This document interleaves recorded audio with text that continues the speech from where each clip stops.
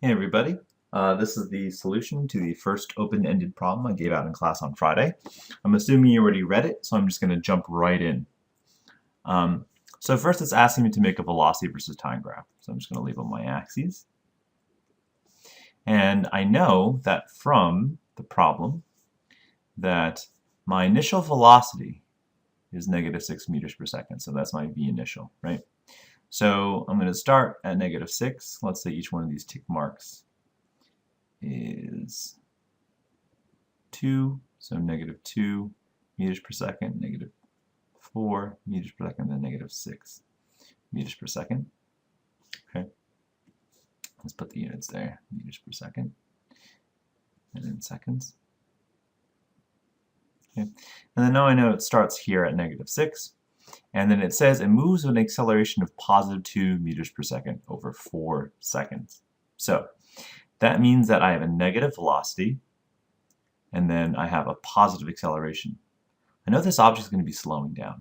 So I know the line is going to go in a general direction.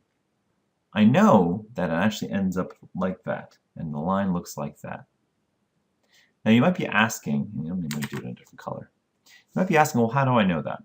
How do I know that it crosses at 3 seconds, and at 4 seconds it ends up at like +4? Now you might be asking yourself, well, how do I know that? How do I know that it crosses 0 meters per second, and then at 4 seconds, it ends up at +2 meters per second? Well, different ways you can do this, but the easiest way is thinking of it as this way. I start out with -6 meters per second. Every second, I add 2 meters per second. So after 1 second, I end up at -4. After 1 second, I end up at -2. After another third second, I end up at 0 velocity because I'm adding +2 meters per second every second. Since this thing moves for 4 seconds, I know that once it reaches 0, it still has 1 more second to go. So I need to add another 2 meters per second on top of that, ending its motion where it reaches 2 meters per second in the positive direction. Next, it says it moves for the next 3 seconds at a constant velocity. All right, well, next 3 seconds means that it goes 1, 2, 3 across. So, and I know it's at a constant velocity, so my velocity is not changing. Not changing means that it's a straight horizontal line across, where this is at 7 seconds. Okay. Now, if I continue, it says, after this time, it speeds up again. So meaning it's speeding up with an acceleration of +1 meter per second for 4 seconds.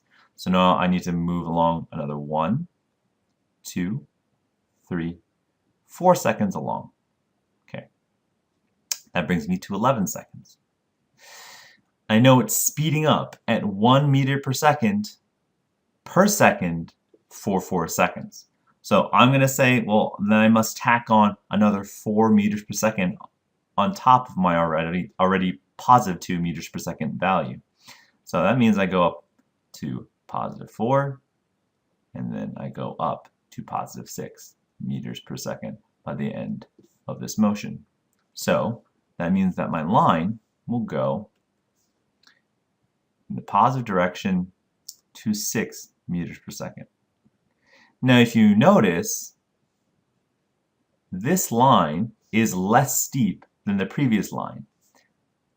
Now if you remember, this was +2 meters per second squared. This is +1 meters per second squared. So it kind of makes sense that the slope of the second line is less than the first line because it numerically is. Then it says it immediately starts slowing down back to a stop over another 2 seconds. So that means that I know that I need to go from 6 meters per second to 0 meters per second in 2 seconds. So that brings me to lucky 13 seconds. And now that I'm slowing down, So I need to bring this line all the way back down to the axis. So that's my velocity versus time graph. The acceleration during this time, since I went from 6 to 0 meters per second in 2 seconds, then my acceleration must have been -3 meters per second squared. Moving on to my position as a function of time graph. So this is going to be my position in meters. This is in seconds, time in seconds. Okay, so now I know that this object starts at 15 meters. So that's my initial position. So assuming that each one of these is, I don't know, 5, so 1, 2, 3, I know that this starting position is going to be 15 meters, right? So I start here. Then I move in the negative direction. So I know that I'm going to end up somewhere down below the 15 line. And I know that because the area of this graph right here, the area right here, this guy is negative because it's below the axis. So in order to find the area, I know that this base is 3 seconds. I know the height is -6 just from looking at the height of the triangle right over there. So my area is going to be 1/2 base times height. That means that this area inside the triangle ends up being 9 meters. That means I move -9 meters because it's below the axis. So just be sure to make sure that your area is positive or negative based on where it is.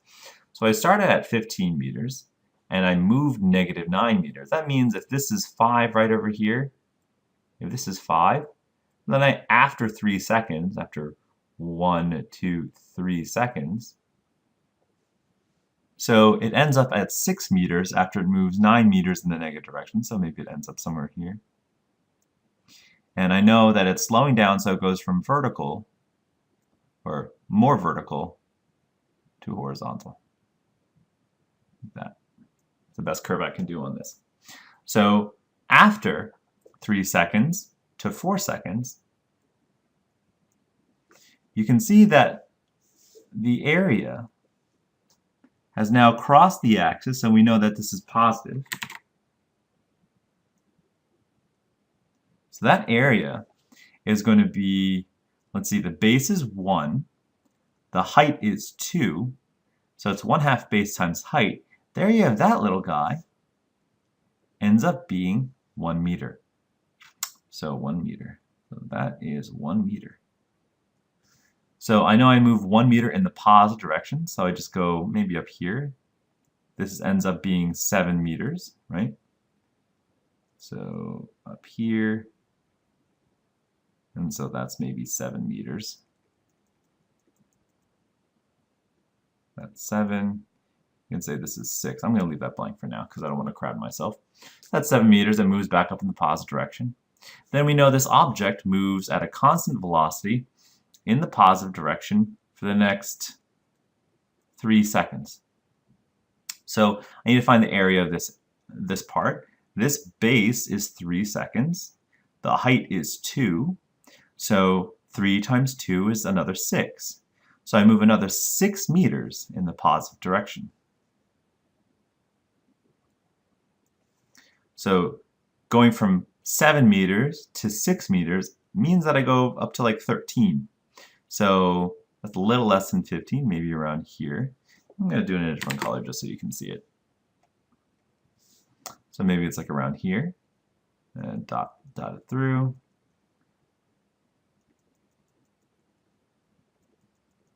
And I know that this line is actually going to be straight.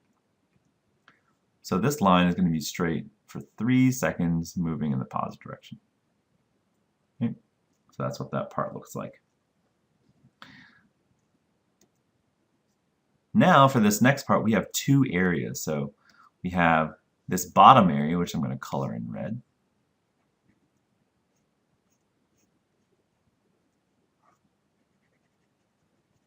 That. Right? And then we have the top area, which I'm going to color in blue. So we can treat each area separately, one like a rectangle, the other one like a triangle, then we can add them together at the end. So finding the area of this red part, I know the base is going to be 4 and the height is 2. So this is going to be 8 meters right there. Now the blue part is going to be, the height is still 4. Sorry, the base is still 4, but the height is also 4. So this guy is also 8 meters. So this object actually moved 16 meters in the positive direction. So now it's going to go from 13 meters to 16 meters, which means it gets up to 29 meters. So back over here, if this is 15, this is 20, 25, 30, it ends up right underneath, like right around here, 29, after 4 seconds. So 1, 2, 3, 4, it ends up right here. And what it does, it actually speeds up. So we need to show something that's speeding up. So it's going to be moving like this. And it's going to get gradually faster and faster and faster and curve up. That's the best curve I can do. So now, after that, for 2 seconds, it slows to a stop. So find the area of this part, right over here. This guy right over here. Find the area. That is easy. The base is 2.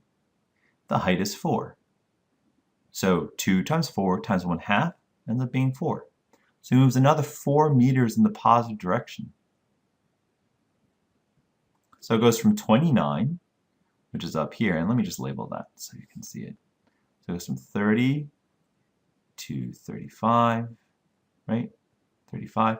So since it moves from 29 and positive another 4 meters, it ends up maybe like 33. So this would be like 33. If I can get a good dotted line there.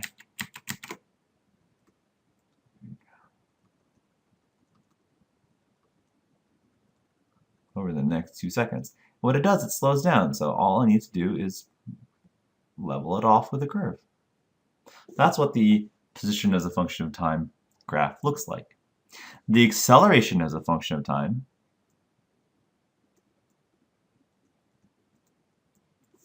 is really simple. So if you don't know how to do the position as a function of time, you might just want to skip to this one. The acceleration as a function of time is just the slope. So all we need to do is divide this up into the different parts. The first motion is 4 seconds, so that's 4 seconds. The second part of this motion ends up being another 3 seconds. 3 seconds, oh, no, 3 seconds, so sorry, 7 seconds added on to 4. Okay, and then from 7 to 11, so another 4 seconds, 1, 2, 3, 4. And then to 13, right over here.